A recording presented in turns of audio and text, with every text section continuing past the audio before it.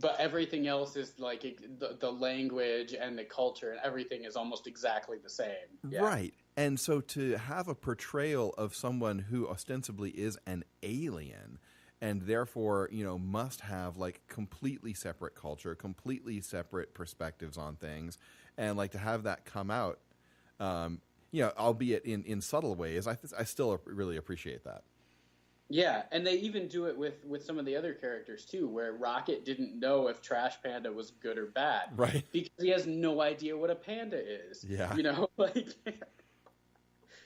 like it's just, and he has no idea like the connotations of like a raccoon. What is a raccoon? That raccoons are known for getting into trash cans.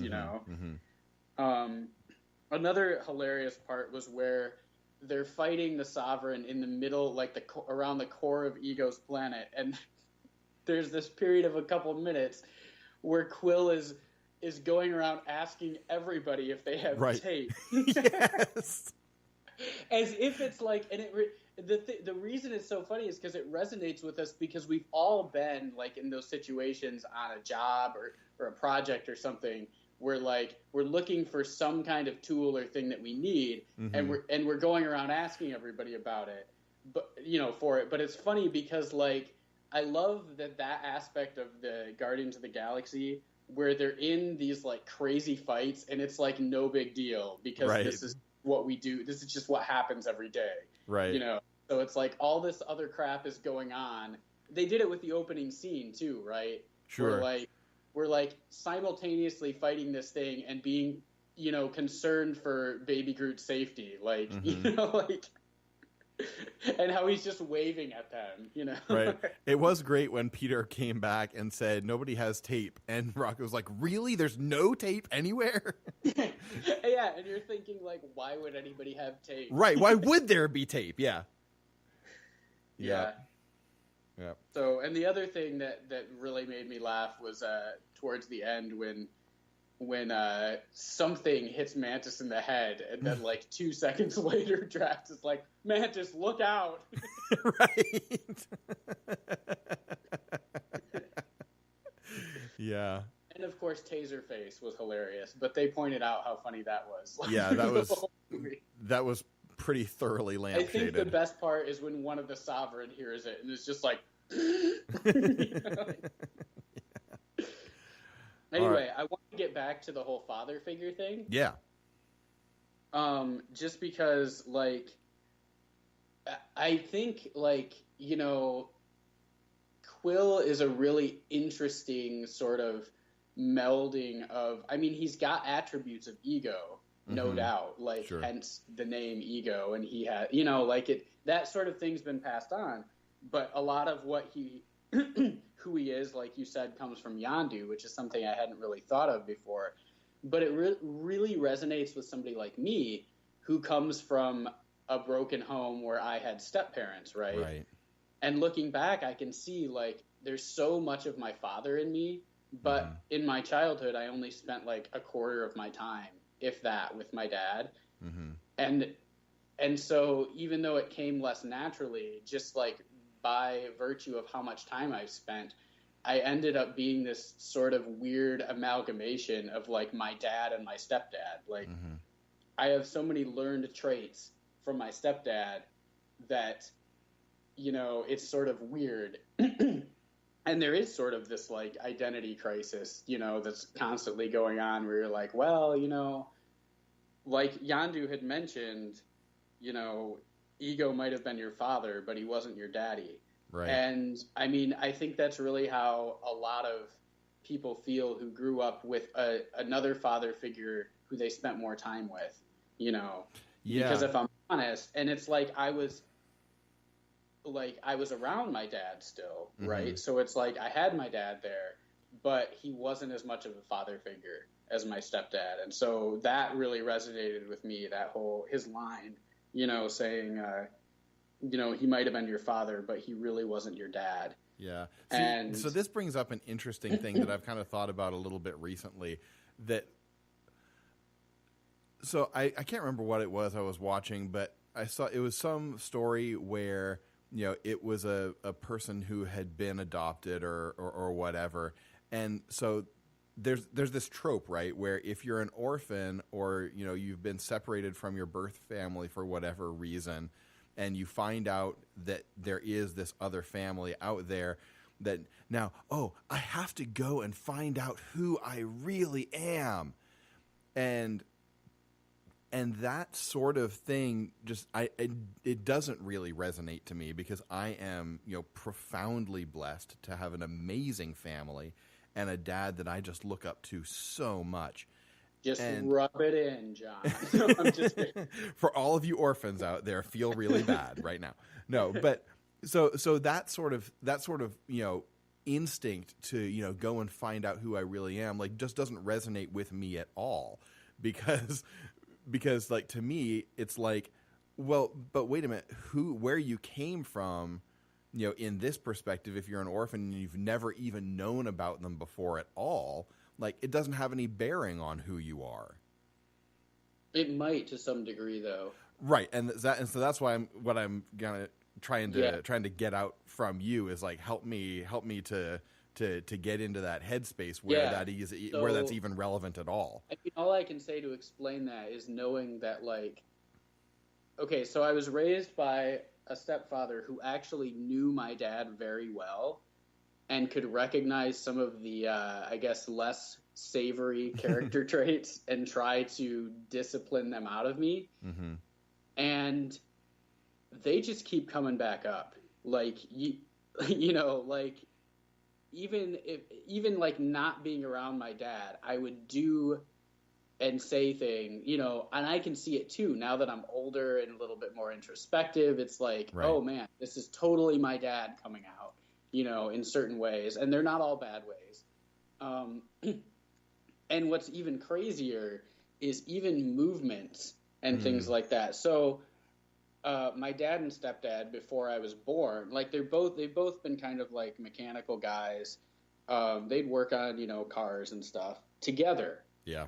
And there have been more than one time where I've been, now that I'm an adult, where I've been working on a car with Tony. My stepdad's name is Tony. And we're both under there, and the only thing Tony can see is my hands doing something under the car, and he just go, my goodness, your hands look just like your dad's working on a car. Like, he's like, I just had this huge flashback of you know, like, they look exactly the same, you know? Yeah. And on the other hand, though, like, I know somebody who has never known her birth parents, and even knowing that, I don't really understand why you'd want to go and find them. But, like, why? I know why. In my head, I know why, but I don't understand why the desire is so strong. But I feel like maybe it's sort of this, like, there's something missing, that they just feel like it's sort of a missing piece, that if they can put it in there, whether it's good or bad, it'll sort of, like, make their life or who they are as a person feel more, like, complete. It's almost like, you know. Okay, I guess that makes sense. It's this missing element that would help your experience to come into sharper focus. Yeah, because how you feel doesn't seem to match with the only context that you've ever known. And that's I guess I can get that. Yeah, and I wasn't quite going like that. Is almost better than what I explained, and it would make sense. Like, I'm trying to imagine how I would feel if I never knew my dad, and there were all of these weird, like, not my stepdad character traits coming out. Yeah. Like, it would be very confusing. Sure. I feel like, you know, like, where is all this stuff coming from? And I feel like being able to know, like, be able to, oh, that came from my dad, makes things a lot less scary and feel a lot safe. I feel like it would be scary to be like somebody who, I feel like you would feel like sort of like a mystery to yourself, and almost like out of control at times, you know. Yeah. And I think we might underestimate the power of that knowledge of who, you know, the traits of your father and mother, because you can be like, oh yeah, you know, this came from my mom, this came from my dad, this is who I am, you know, it all makes sense. Whereas if you don't know, you'd constantly be guessing, you know, like, Sure. Where'd that come from? Or, is this a weird me thing, or is there actually a reason for this crazy thing I just did? Like, yeah. It's nice to be able to blame your parents, is what I'm trying to say. And that's the lesson that we should learn from Guardians of the Galaxy Volume 2, kids. Blame your parents. Well, speaking of children, I guess we're going to use that as a segue. Our piece of guaranteed good news for this episode is a story that's kind of a little bit longer than I want to get into right now, but it is really good. It's about children. I'm going to drop a link to that in the show notes. Definitely look at it if you would like to hear about a situation where over the course of... Oops, where'd it go? It doesn't say how many years. But basically 1,500 underprivileged children in Liberia are getting educated now because of what's going on in this story. And in the next 3 years, they aim to increase that number by literally over 100 times. Wow. So, yeah. I'll post a link to this in the show notes. Check it out. It's really uplifting and cool. And that is going to wrap it up for our episode on Guardians of the Galaxy Volume 2, unless you have anything else quick to add, Jeff. I was just about to go, wait. Like in the background, slowly getting louder. But anyway, yeah, one thing that I wanted to point out that made this movie even more amazing is how the soundtrack was just perfectly molded to the scenes. Mm-hmm. And even like sort of being a sort of dissonant sometimes, because one of my favorite things about this movie, and I think they did it in Guardians 1, although I haven't seen it in a long time, is just how they took like these old 70s songs and like just put them in the background in some of the scenes. Like, songs that Peter Quill would be listening to, even in scenes he wasn't in, was just fantastic. One that sticks in my mind is the scene with Yondu retaking his ship with his little whistle arrow. Yeah. I can't even remember what song was playing now, but it was just perfect. Yeah. Something that's interesting about the way that music was used in this film is that it was integrated into the narrative in a far more organic manner than many films' music gets to be. The director... Gunn. What's his first name? James Gunn? What? I thought you said Gunn. Never mind. James Gunn. Yeah, I said... Okay. Yeah. I thought I said a wrong name, and then I felt embarrassed, and then realized I was the right name. It was the right name. I just didn't hear all of it. Anyway. Oh, okay. So James Gunn actually was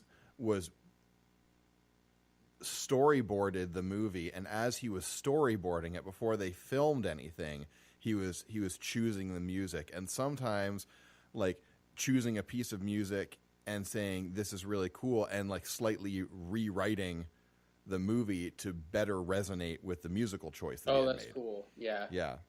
So there's a good reason why all of the music in the movie seems to fit really tightly. Yeah, it was definitely, I can tell it was purposeful. And it's so good. I like that kind of music anyway, but like, it's just so good. Yeah. Like put into all those scenes like that. All right. So there we go. Music is great, and we're gonna go ahead and wrap it up here. And the David Hasselhoff cameo. Oh my gosh! Yes, let us not leave that unmentioned, because that was a scream for like the 5 seconds of this movie. Yeah. That was fantastic. That was really, really good. All right. Well, Jeff, thanks again. This was great, and I'm looking forward to our next episode that we're definitely not going to record right now. Yeah, that doesn't ever happen. You guys are crazy. Oh. Two Geek Soup is recorded at Soundmind Studios with production support by Lee Earnhardt. You can find us on Twitter and Instagram at 2geeksoup. Email address is 2geeksoup@gmail.com, and Facebook page is 2geeksoup. And even though it probably means that I am an ill-prepared substitute teacher, this podcast is a proud member of More Than One Lesson faculty.